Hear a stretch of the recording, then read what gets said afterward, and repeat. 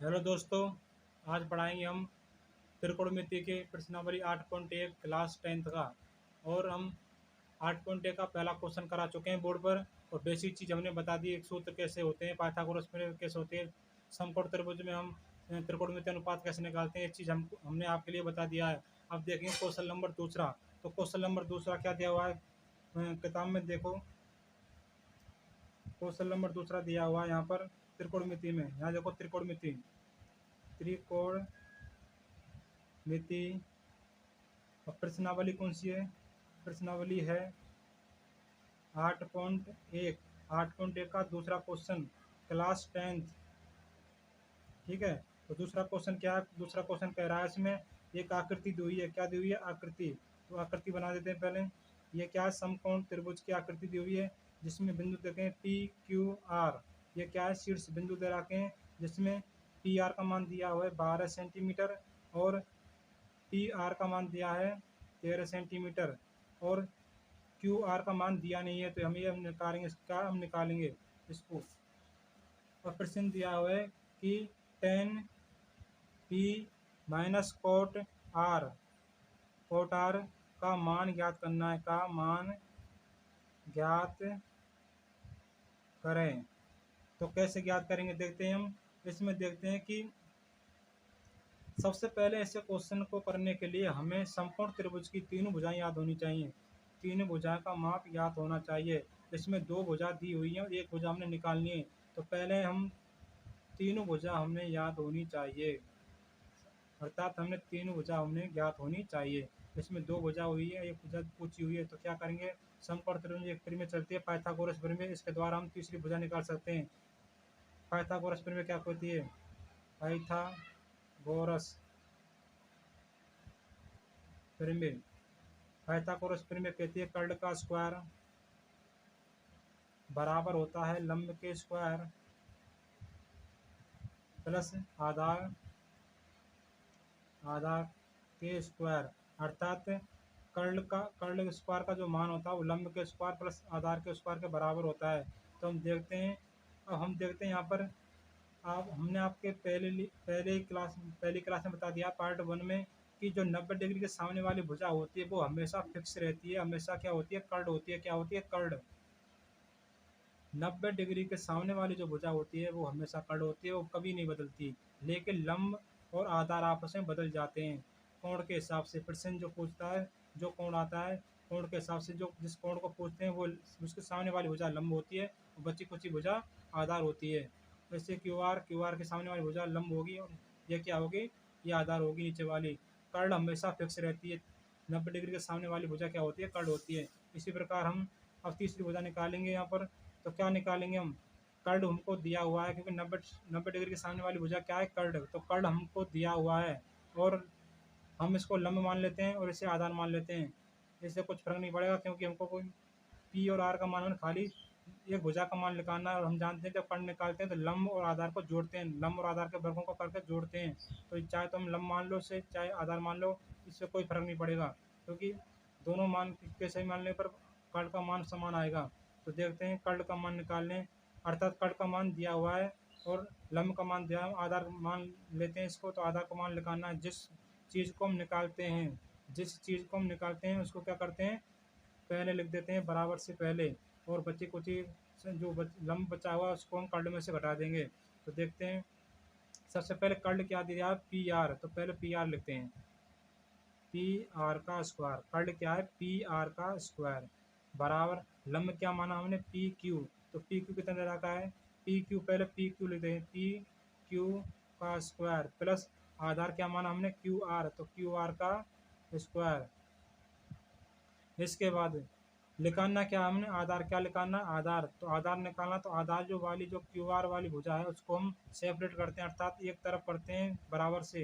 तो Q R का square और क्यू आर का स्क्वायर, और जो लंब है लंब को हम कर्ल में से घटा देते हैं। हम जानते हैं समकोण त्रिभुज में जो कर्ल होती है, समकोण त्रिभुज में जो कर्ल होती है वो सबसे बड़ी भुजा होती है। तो कर्ल में से हम लंब को घटाएंगे। P R. पी आर क्या है? कर्ल। तो पी आर क्या है? P R. पी आर क्या है? कर्ल। तो कर्ल का स्क्वायर जो लंब दिया है उसको घटा देते हैं। लंब क्या है? P Q minus P Q का स्क्वायर। ठीक है, अगर हम कर्ण निकालते हैं तो लंब का स्क्वायर प्लस आधार का स्क्वायर जोड़ते हैं। यदि हम लंब निकालते हैं तो कर्ण में से आधार घटाते हैं, और यदि हम आधार निकालते हैं तो कर्ण में से लंब घटाते हैं। यदि हम लंब निकालते हैं तो कर्ण में से आधार घटाते हैं। ठीक है, तो क्यू आर का मान क्या है? क्यू आर का मान हमको पूछा है, तो क्यू आर हमने निकालना है, तो क्यू आर हम एज इट इज लिख देते हैं यहाँ पर, बराबर पी आर का मान कितना है? पी आर का मान 13 है, तो 13 लिख देते हैं, 13 का वर्ग माइनस, अब दिया हुआ है पी क्यू क्या है? तो पी क्यू तो दिया हुआ है, क्या दिया है? पी क्यू 12, क्या दिया हुआ है? 12 का वर्ग। क्यू आर पर रजिस्टर लिख देते हैं क्योंकि ये हमें निकालना है, बराबर 13 का वर्ग क्या होगा? 169 माइनस 12 का वर्ग कितना होगा? 144। वर्ग क्या होता है? किसी भी संख्या का वर्ग उसी संख्या से 2 बार गुणा करने पर आता है। अब क्यू आर का मान निकालेंगे, क्यू आर रजिस्टर लिख देंगे यहाँ पर, तो अब घटाएंगे इसमें 169 में से 44 घटाते हैं तो क्या बचता है? 9 में से 4 गए तो 5, और 6 में से 4 गए तो 2, 1 में से 1 गया तो 0, क्या बचा? 25। तो क्यू आर का स्क्वायर, अब देखते हैं यहाँ 25 आया है, लेकिन ये क्यू आर स्क्वायर का मान 25 आया, लेकिन हम क्या करें? क्यू आर निकालना है। जैसे हम जो ये वर्ग है, वर्ग को हम बराबर से उधर की तरफ पक्षांतरण करते हैं तो क्या आ जाता है? रूट में चले जाता है, अर्थात रूट में चले जाएगा। और हम जानते हैं 25 का वर्गमूल क्या होता है? तो 25 का वर्गमूल होता है 5। क्या होता है? 5। 25 का वर्गमूल 5। तो क्यू आर बराबर कितना हो गया? 5। तो हम क्यू आर का मान कितना आ गया? 5। यहाँ लिख देते हैं, क्यू आर का मान क्या है? 5। तो सबसे पहले हम क्या है? त्रिभुज में 3 भुजाएं हमें ज्ञात होनी चाहिए। उसके बाद हम त्रिकोणमितीय अनुपात होते हैं हमारे, 6 त्रिकोणमितीय अनुपात होते हैं, उनमें से हम किसी का भी मान निकाल सकते हैं। अब यहाँ दिया हुआ है टेन पी का मान कैसे निकालेंगे देखते हैं। तो टेन पी टेन पी का संबंध अनुपात क्या होता है? त्रिकोणमितीय अनुपात में क्या होता है? लाल बटे कक्का से देख लो, लाल बटे कक्का, लंब बटे आधार, लंब बटे आधार, लंब बटे आधार। तो हम देखते हैं लंब बटे आधार, लंब क्या है? तो सबसे पहले हम देखेंगे टेन में जो कोण दिया हुआ है पी, वो कहाँ पर है? तो देखो ये कहाँ पर है? यहाँ पर। समकोण त्रिभुज में पी कहाँ पर? यहाँ पर। और हमने आपके लिए पहले बता दिया है कि जो 90 डिग्री के जो कोण बनता है उसके सामने वाली भुजा वो फिक्स रहती है, वो हमेशा कर्ण रहती है। आधार और लंब आपस में बदल जाते हैं। तो हमने देखना है पी, तो पी के सामने वाली भुजा होगी वो हमेशा लंब होगी। जिस कोण को पूछते हैं उसको, उसके सामने वाली भुजा क्या होती है? लंब होती है, और बची कुची आधार हो जाएगी। और तो क्या लिख देंगे? लंब क्या हो गई? Q R. क्या हो गई? Q R. और पी आर क्या हो गई? आधार। पी आर क्या हो गई? आधार। पी क्यू क्या हो गई? आधार, सॉरी, पी क्यू क्या हो गई? आधार। और देखें क्यू आर का मान कितना है? 5। क्यू आर का मान कितना है? 5। और पी क्यू का मान कितना है? 12। यहाँ तक समझ में आए? टेन पी का मान क्या आ गया? 5/12। इसके बाद निकालेंगे कॉट आर। क्या निकालेंगे? Cot R. कॉट आर निकालने के लिए क्या करेंगे? हम कॉट आर पहले संबंध देखते हैं। कॉट थीटा का संबंध क्या होता है? हम जानते हैं टेन का उल्टा होता है कॉट। जब टेन का मान लंब बटे आधार है तो कॉट का मान क्या हो जाएगा? उसका उल्टा कर देंगे, आधार बटे लंब। क्या हो जाएगा? आधार बटे लंब, आधार बटे लंब। इसके बाद हम देखते हैं कोण क्या दिया हुआ है? कोण दिया हुआ है आर। क्या दिया है? आर। जिस कोण कहाँ पर? ये रहा आर। और हम जानते हैं जिस कोण को पूछता है क्वेश्चन, उसके सामने वाली भुजा होती है वो क्या होती है? लंब। क्या होती है? लंब।